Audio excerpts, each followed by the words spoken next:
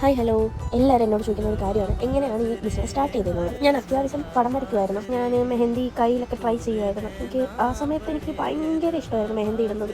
എപ്പോഴൊക്കെ സമയം കിട്ടിയാലും ഞാൻ മെഹന്തി കയ്യിലിടും, പിന്നെ ബാക്കിയുള്ളവർക്ക് ഇട്ട് കൊടുക്കും, അങ്ങനെയൊക്കെ ആയിരുന്നു. പക്ഷേ വലിയ പെർഫെക്ഷനോ കാര്യങ്ങളോ ഒന്നും ഇല്ല. അങ്ങനെ ഞാൻ കുറേ പേരെടുത്ത് ഇങ്ങനെ ചോദിച്ചായിരുന്നു, ഏത് സാധനം എവിടെ നിന്നാണ് എടുക്കുന്നത്, എങ്ങനെയാണ്, എത്രയാവും റേറ്റും കാര്യങ്ങളും. ആ സമയത്ത് എൻ്റെ കയ്യിൽ ബഡ്ജറ്റേ ഇല്ല. എന്നെ നല്ലപോലെ ഹെൽപ്പ് ചെയ്തത് എൻ്റെ ഹസ്ബൻഡാണ്. കാരണം ആ സമയത്ത് ഞാൻ പഠിച്ചുകൊണ്ടിരിക്കുന്നത്, എൻ്റെ കയ്യിലാണെങ്കിൽ പൈസ ഇല്ല, അങ്ങനത്തെ കുറച്ച് ഇഷ്യൂസൊക്കെ ഉണ്ടായിരുന്നു. പക്ഷേ എന്നെ നല്ലപോലെ ഹസ്ബൻഡ് ഹെൽപ്പ് ചെയ്തായിരുന്നു. ഞാൻ ഫസ്റ്റ് ഫണ്ട് ഇറക്കാം, ട്രൈ ചെയ്ത് നോക്ക്, നമുക്ക് എത്രയാവും അന്വേഷിക്കാം എന്നൊക്കെ ഇങ്ങനെ പറഞ്ഞു. അങ്ങനെ ഞാൻ ഒരുപാട് പേരെടുത്ത് ചോദിച്ചപ്പോൾ അവരൊക്കെ പറഞ്ഞു തരത്തില്ല. അവരുടെ ബിസിനസ്സിനെ ബാധിക്കുന്നത് കൊണ്ടായിരിക്കാം അവർ പറഞ്ഞു തരാത്തത്.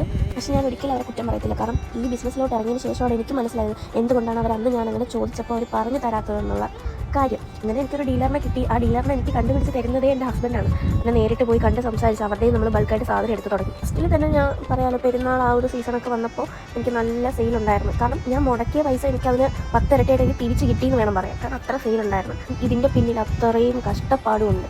എനിക്കിതെങ്ങനെയാണ് ചെയ്യേണ്ടത്, ഇതെങ്ങനെയാണ് എന്നൊന്നും എനിക്കറിയത്തില്ലായിരുന്നു. എങ്ങനെ തുടങ്ങണം, എങ്ങനെയാണെന്നൊന്നും ഒന്നും കറക്റ്റ് എനിക്കറിയത്തില്ലായിരുന്നു. ഞാൻ 2-3 പേരെടുത്ത് ഇങ്ങനെ ചോദിച്ചിട്ടുണ്ടായിരുന്നു, ഇതെങ്ങനെയാണ് ചെയ്യുന്നത്, പൗഡർ എങ്ങനെയാണ് മിക്സ് ചെയ്യുന്നത്, എന്ത് ഓയിലാണ്. അപ്പോൾ ആരും എനിക്ക് പറഞ്ഞു തന്നിട്ടില്ല. ഇതൊന്നും നിന്നെക്കൊണ്ട് പറ്റത്തില്ല, നീ ചെയ്താലും ഇതൊക്കെ ഭയങ്കര പാടാണ്, നിന്നെക്കൊണ്ട് പറ്റത്തൊന്നുമില്ല, ഇത് ഭയങ്കര മെനക്കെട്ട പണിയാണ്, ഇതിൻ്റെ പുറകെ ഇങ്ങനെ നമ്മൾ നിൽക്കണം, അങ്ങനെയാണ് ഇങ്ങനെയാണെന്ന് പറഞ്ഞു എന്നെ 2-3 പേര് ഇങ്ങനെ പറഞ്ഞ് ഭയങ്കരമായിട്ട് തളർത്തി. എന്നുവെച്ചാൽ നിന്നെക്കൊണ്ട് ഇതിനൊന്നും പറ്റൂല എന്നുള്ള രീതി. അപ്പോൾ എനിക്കും കുറച്ചും കൂടെ വാശി വരും. അങ്ങനെ എന്നെ നല്ലപോലെ ഹെൽപ്പ് ചെയ്തത് ഒരു ഇത്തായാണ്. ആ ഇത്താഴ്ച പോയി ചോദിച്ചിങ്ങനെ ഇത്ത എങ്ങനെയാണെന്ന് വെച്ചപ്പോൾ എനിക്ക് ആ ഇത്തായാണ് ഡീറ്റെയിൽ ആയിട്ട് ഇങ്ങനെയാണോ ചെയ്യേണ്ടത്, A to Z കാര്യങ്ങൾ എനിക്ക് പറഞ്ഞു തന്നത് ആ ഇത്തായാണ്. ആ ഇത്ത പറഞ്ഞു തരുന്നത് പോലെ ഞാൻ ഫോളോ ചെയ്താണ് ഞാനിത് പഠിച്ചെടുത്തത്.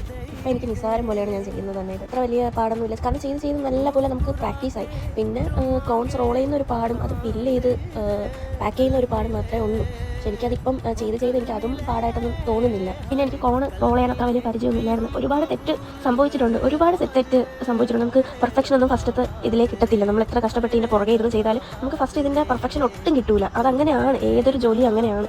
ആദ്യം നഷ്ടം വരും, പിന്നെ ലാഭം വരും, വീണ്ടും നഷ്ടം വരും, വീണ്ടും ലാഭം വരും. അങ്ങനെയാണ് ഒരു ബിസിനസ് എന്ന് എനിക്ക് ഇതിലോട്ട് ഇറങ്ങിയപ്പോഴാണ് മനസ്സിലായത്. ഇപ്പോൾ എനിക്ക് കുറച്ച് കമ്മിറ്റ്മെൻറ്റ്സ് ഉള്ളത് കൊണ്ട് സത്യം പറഞ്ഞാൽ സമയം കിട്ടുന്നേ ഇല്ല. പക്ഷേ മെഹന്തിക്കായാലും നെയിൽ കോൺസിനായാലും വേറെ എന്ത് പ്രോഡക്ട്സിനായാലും ആര് ചോദിച്ചാലും എൻ്റെ കയ്യിൽ എപ്പോഴും സ്റ്റോക്ക് ആയിരിക്കും. കാരണം ഞാനൊന്നും തീരുന്നത് വരെ ഇരിക്കത്തില്ല. പിന്നെ മെയിൻ കാര്യം എന്ന് വെച്ചാൽ സ്റ്റെൻസിൽസാണ് എൻ്റെ കയ്യിൽ കുറവ്. സ്റ്റെൻസിൽസ് ഉണ്ട്, ചോദിക്കുന്നവർക്ക് ഞാൻ എടുത്തു കൊടുക്കും. ഇൻഷാ അല്ലാ ഈ വരുന്ന പെരുന്നാൾ നോമ്പ് ആ സമയം സ്റ്റെൻസിൽസ് ബൾക്കായിട്ട് എടുക്കുന്നതാണ്. ഇൻഷാ അല്ലാ മനസ്സിൽ കുറച്ച് ഐഡിയാസൊക്കെ ഉണ്ട്.